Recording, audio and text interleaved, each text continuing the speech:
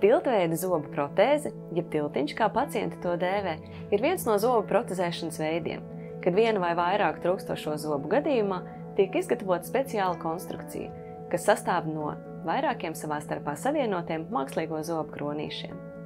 Lai gan vairākus gadu desmitus tilts ir bijis vispopulārākā zobu aizvietošanas metode, tam ir vairāki būtiski trūkumi. Pirmkārt, blakus esošo zobus ir jānoslīpē, kas ievērojami samazina to izturību un ilgtermiņa prognozi.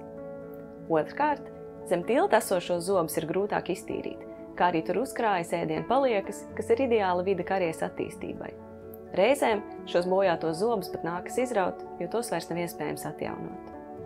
Treškārt, kvalitatīvi aizvietot vairākus trūkstošos zobus ar tilta palīdzību ir tehniski sarežģīti. Turklāt tilts kalpo kā pagaidu risinājums, jo agrāk vai vēlāk to ir jāmaina, kas pacientiem sagādā papildus izmaksas un ērtības.